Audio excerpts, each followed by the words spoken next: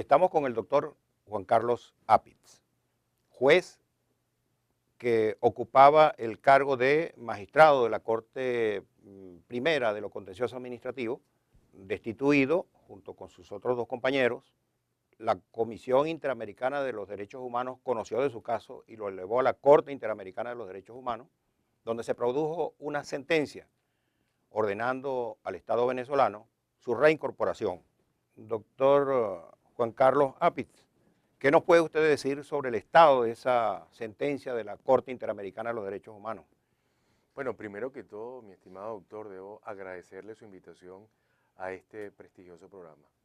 Al día de hoy, nuestra sentencia de la Corte Interamericana de Derechos Humanos ha sido anulada, declarada inejecutable por la Sala Constitucional del Tribunal Supremo de Justicia, un fallo sorprendente, entre otras cosas porque se inspira en sentencia de un tribunal militar peruano de la época de Fujimori para dejar sin efecto esta sentencia de la Corte Interamericana de Derechos Humanos que a las claras lo que hace es reflejar la condición de grave crisis por la que atraviesa el Poder Judicial venezolano. ¿Cuál es la grave crisis? ¿En qué consiste la grave crisis en que atraviesa el Poder Judicial venezolano? ¿Cómo se materializa? Bueno, básicamente en Venezuela los jueces no están ingresando por concursos públicos de oposición, tal como lo manda la Constitución Nacional, pero además los jueces en Venezuela adolecen de toda estabilidad laboral y funcionarial en su cargo.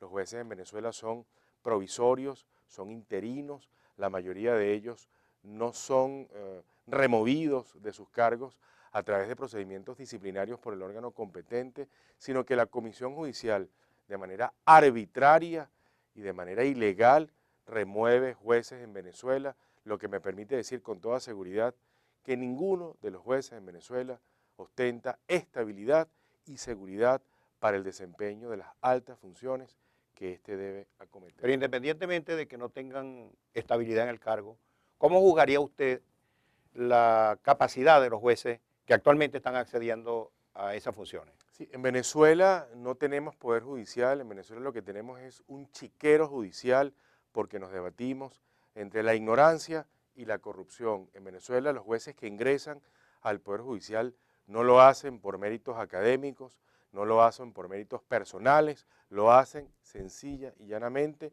porque están sumados al proceso político que encabeza el presidente de la República. Pero se puede generalizar de esa manera.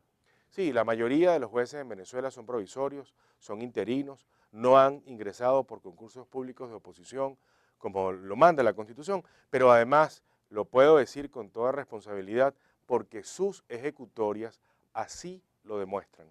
Ahora, acaba de ser promulgada la Ley del Sistema Nacional de Justicia. Esta ley, como todos sabemos, originalmente estuvo concebida con el carácter orgánico. Ahora nos aparece como una ley ordinaria. ¿Usted qué sabe o puede afirmar o puede decirnos al respecto?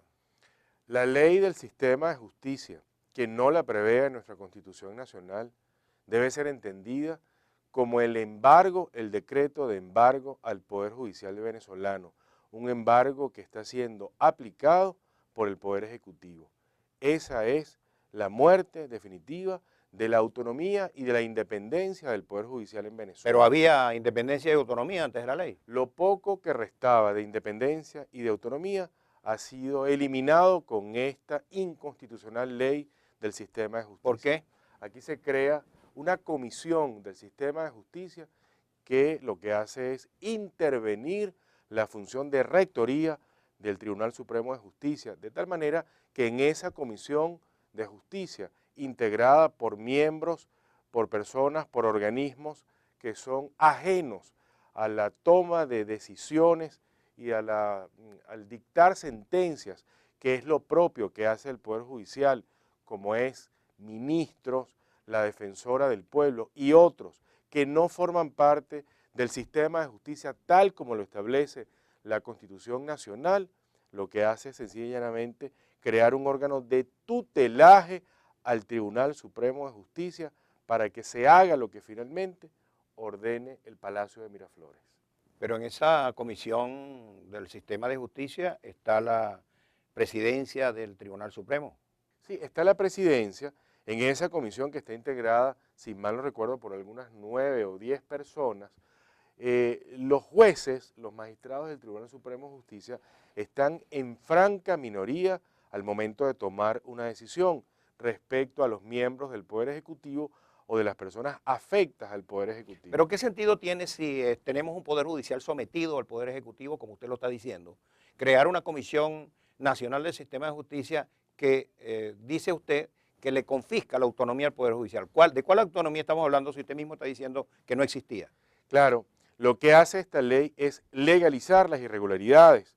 Hasta el día de hoy, personas como usted y como yo hacíamos denuncias, y seguiremos haciendo seguramente, de la grave situación que el Poder Judicial muestra por falta de autonomía e independencia.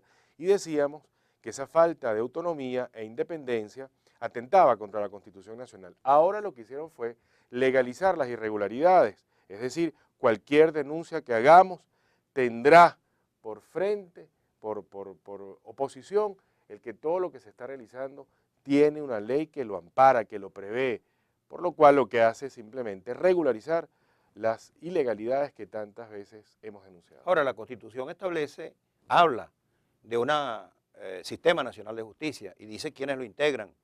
Lo integran el Tribunal Supremo y demás tribunales, la Fiscalía General de la República, los tribunales ordinarios, los ciudadanos que intervienen en el proceso judicial, como es el caso de los escabinos, son los que están representados en esta comisión judicial. Los abogados. Los abogados también. Los ciudadanos. Y los abogados no aparecen en la ley nueva.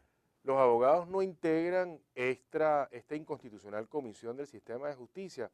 Tampoco los ciudadanos tienen representación. En todo caso, se habla de unos representantes del poder popular que no existe como poder público en la Constitución Nacional.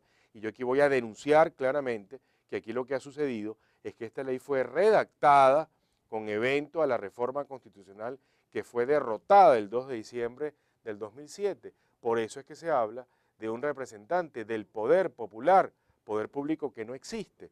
Esta ley es radicalmente inconstitucional y significa el embargo del Poder Judicial venezolano. Los abogados no están representados, no está representada la sociedad civil, no están representadas las universidades, no están representadas las escuelas de derecho. ¿Qué hacer? No están representados. ¿Qué hacer? Aquí de lo que se trata es que el ciudadano común salga a la calle a reclamar sus derechos.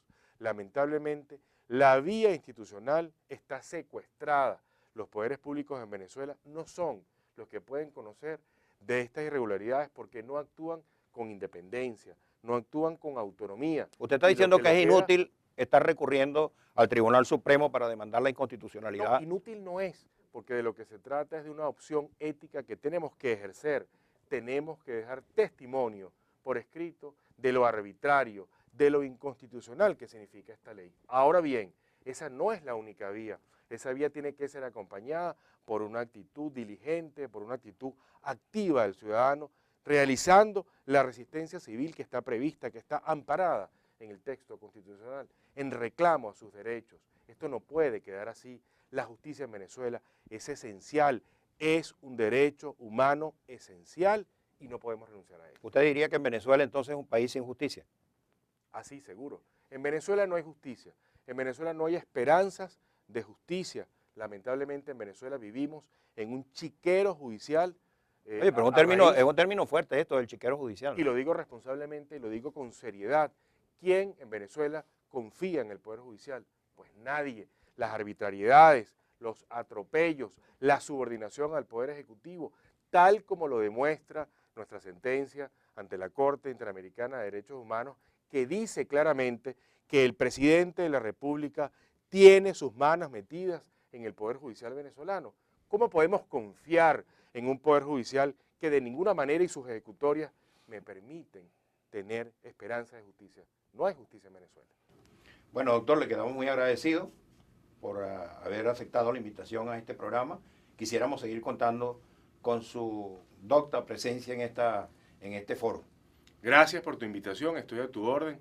La batalla por la justicia es una batalla continua, larga y que estoy convencido que vamos a ganar. Y de todos. Así es. Hasta luego, doctor.